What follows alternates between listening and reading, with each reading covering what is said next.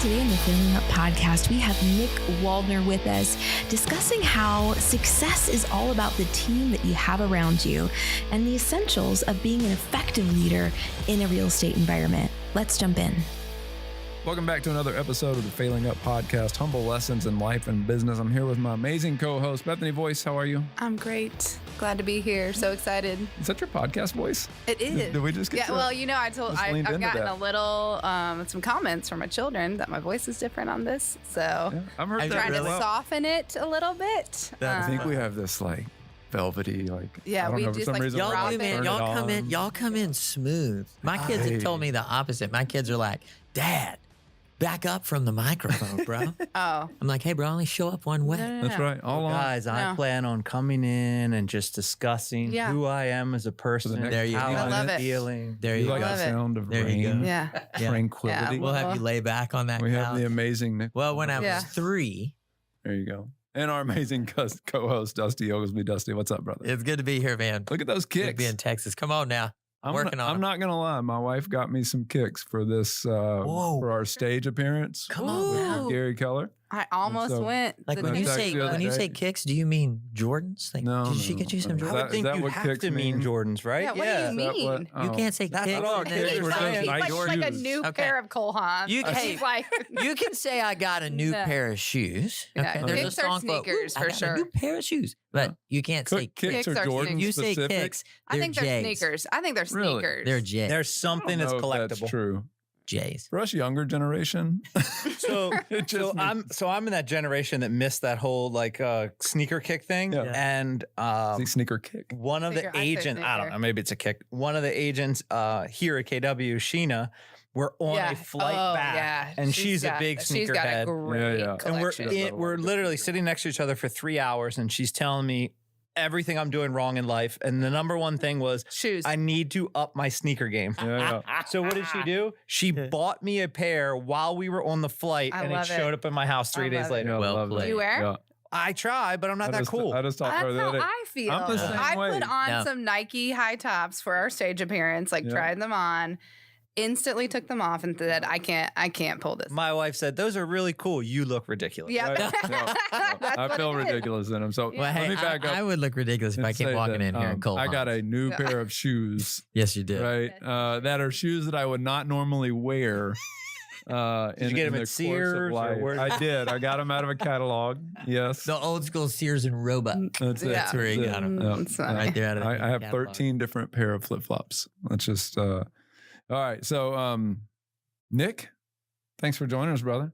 Of Look, course. we already got Excited. started and just we'll sit here and chit chat and BS the Mhm. whole day. So we better hop in. You want to take a minute, introduce yourself, tell people why you're so amazing. Yeah, I don't know if I can. Who named you the most handsome realtor in your town, right?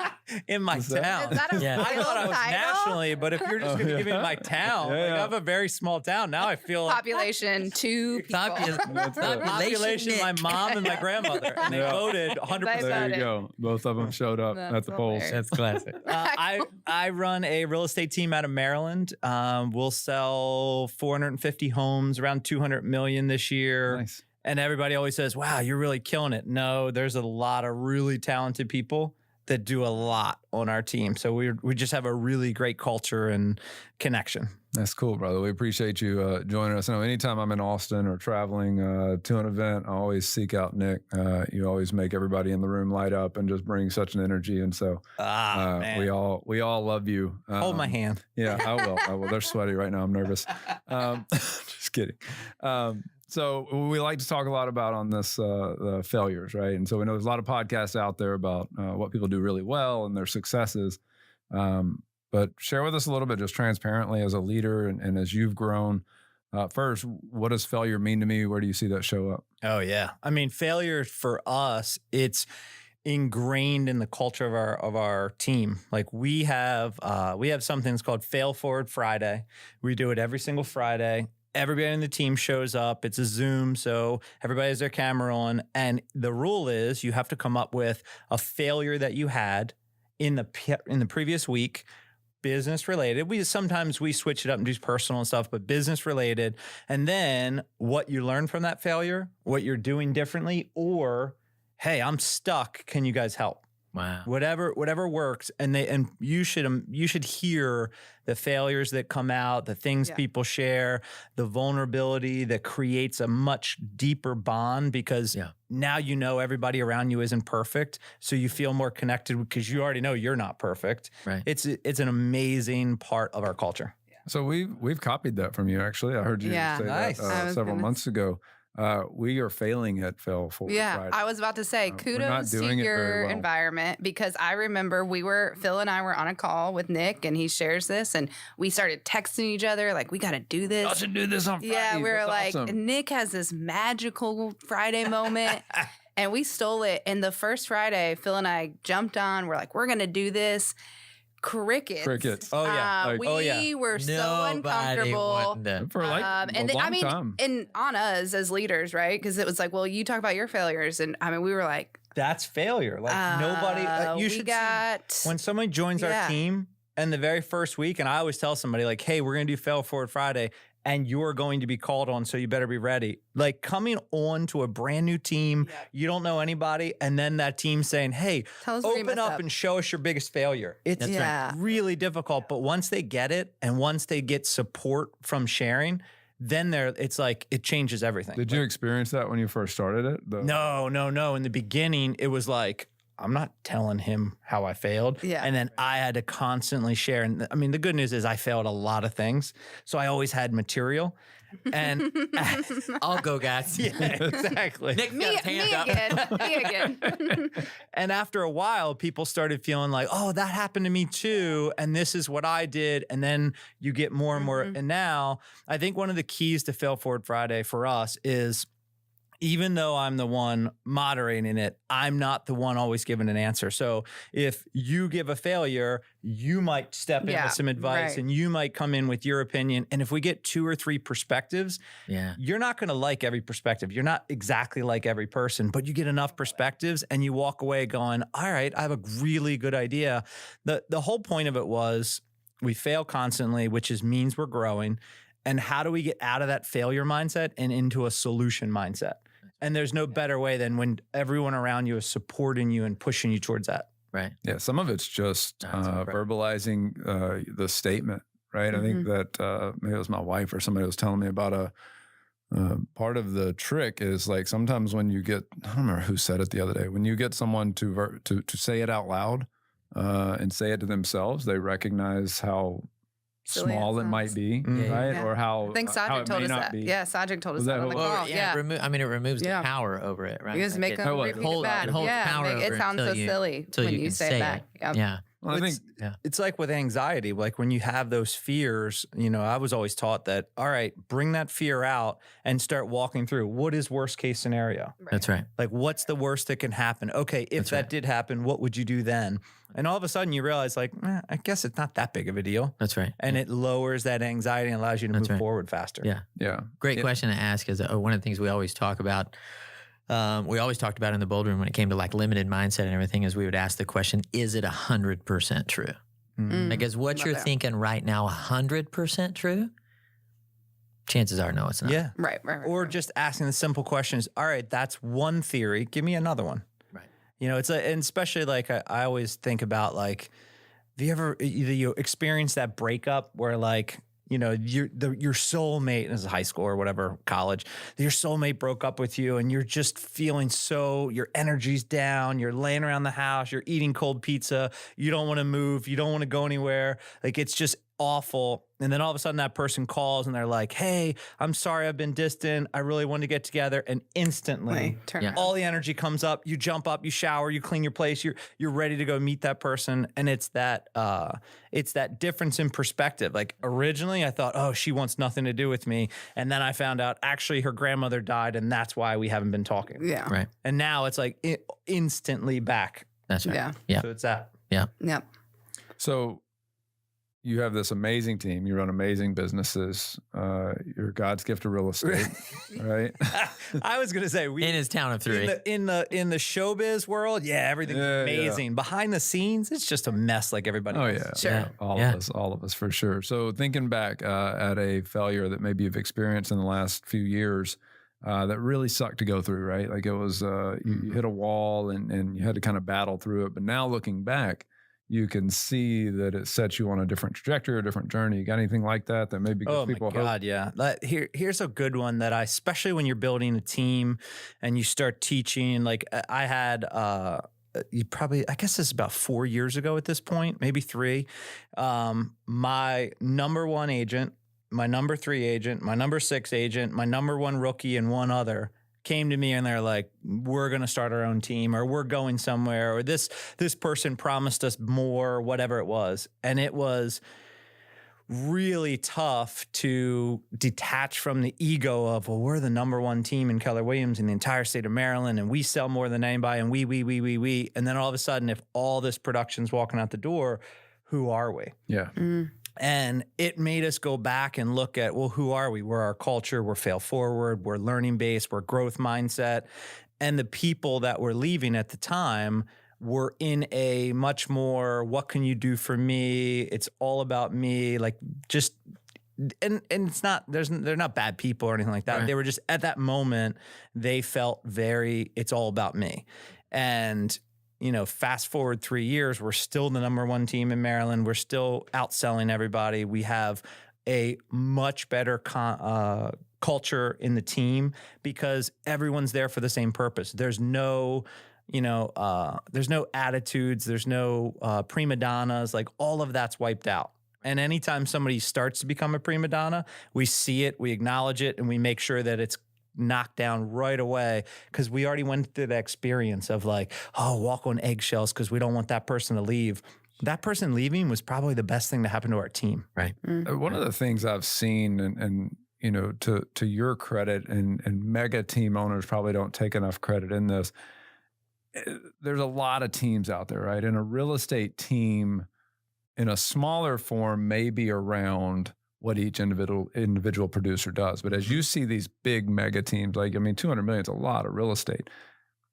You probably don't give enough credit to the systems and models and ecosystem that your company provides, right? Because you realize people come, people go, and yet it still holds true because what people are hiring in the community is what your brand represents. Yeah. And who comes and goes? Agents come and go. Yeah. But who doesn't come and go is your admin staff, your transaction coordinators, the people that are kind of the lifeblood of our company, the ones that run all of the systems. I can coach all day about what agents should do, and they're either going to do them or not do them. But when it comes to an employee, they run every single play and it goes absolutely smooth and perfect, and that's what the consumer's looking for. Well, you and I know that our business is our database, and I look up and go, well, it doesn't really matter who the CEO is of Apple. If the CEO of Apple changes, people aren't going to stop using Apple, the iPhone. Right? Yep. And so I think about that, like you run a massive business, right? It's a very well-run, respectable business,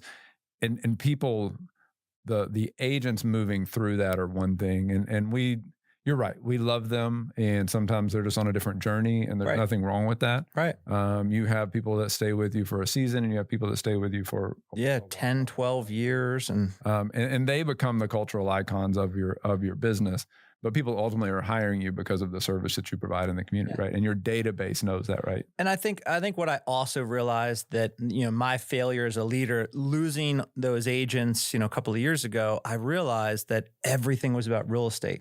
In terms of, we didn't really discuss net worth. We didn't discuss investing. We didn't work on, other things outside of just selling real estate. Because as a real estate agent, when you first get started, KW is a perfect example. You show up the first time you've ever come to Mega Camp or Family Union, your eyes are huge. Everything's amazing. You hear like the most amazing content over and over and over again. You walk out of here thinking like, how can I ever do any of this stuff? Then 5 years, 6 years, 10 years later, I don't come here thinking that I'm going to hear something's going to change my world. I come here with an agenda of something I want to work on or something I want to grow on. But like same thing with our agents. Are we going past, how to write a contract and how to show a property and all that, and starting to talk about net worth and parenting and investing and stuff like that? Well, I think it's important as leaders, you grow to probably this next level of leadership when you start to be transparent, right? I think especially like as a KWU instructor, I used to stand up in front of a class and deliver the content, and it was okay. Right. But when I learned to be transparent and to show who I am, and, you know, for me, it was like leaning in and having conversations about faith before would have been taboo. Right. Now I go like, well, that's who I am. If that's not okay, then, you know, that's your choice. And I think what you said is faith. You didn't say a specific religion. Right. You said faith. And I think that there is a bond. It doesn't matter whether you're Buddhist or the bond Catholic or whatever. There's a bond in there that kind of runs true among all of them. And I think if that's what you're preaching and that's what you're talking about, I don't see anyone. Yeah. If you're not curious about what's going on outside of you, right? And anyway, but I think you have to learn as a leader to start to let that wall down a little bit and connect with you. It's not always about real estate, right? Yeah, it's not always 100%. about closing the deal. It's about what are your goals? Who are you becoming on the journey? Who do we become together? Right. I mean, I learned as much from, you know, Bethany and you guys as y'all might learn from me. 100%. Right. And I enjoy that journey that we get to be on. Yeah. All right. And wrap us up here. Let's think about the end, right? You're done with business and raising families, and you've had this amazing life, and you look back. What do you anticipate might be your biggest regret? Biggest regret? That's a good one. I don't see myself with a ton of regrets because I'm so purposeful with what I want to do. Like right now, I'm very passionate about, and I haven't really discussed this with anybody, is I want to develop this idea of family culture. I want, like, we spend so much time crafting our company cultures and bringing, you know, all our people together. What are we doing for our family culture? Are we sitting down and understanding, like, what are our values? And not like, I'm the patriarch, this is our values, but like, let's discuss it. What matters to you? What matters to you? Letting everybody have a voice, and then crafting like what that vision for the family is, understanding what the traditions might be or rituals that we could do, whether it's, you know, dinner every Sunday or it's a international trip once a year, whatever it is, like creating those moments that build that communication and unity like we all do with our real estate teams. What would it look like if we had a system and a process to do that for families? It's funny, on our last episode, we were just discussing about the intentionality we put in our business. Idea. No one ever has spoken of it. Original idea. But the idea of like, where's your 135 to being the Superman husband, right? Where's your 135? I always think about it in terms of like, my big aha was I coach all of my people that are important to me one-on-one, like that I have close proximity to. Where am I spending 30 minutes a week with each one of my children one-on-one and just having that, having those conversations, right? And it was really neat when I started doing it. And I'll, to be honest with you, I've gotten out of it at the moment, but until right now, it's just my awareness went off. But, you know, having them write down on an index card, like what's important to them, where do they want to be in 5 years, right? Like, things like that. And seeing how that changes. I thought they'd be like, oh, Dad, right? Like, here you go again, right? Yeah. And it was neat to see how excited they were to have that conversation. And it takes time. It's just like your Fail Forward Friday when no one wanted to speak up. When you first ask a kid, what do you want? They're like, I don't know. And then over time, and it gets to be a normal conversation. So my son and I do, my oldest son, he's 5, we do pit and peek every day.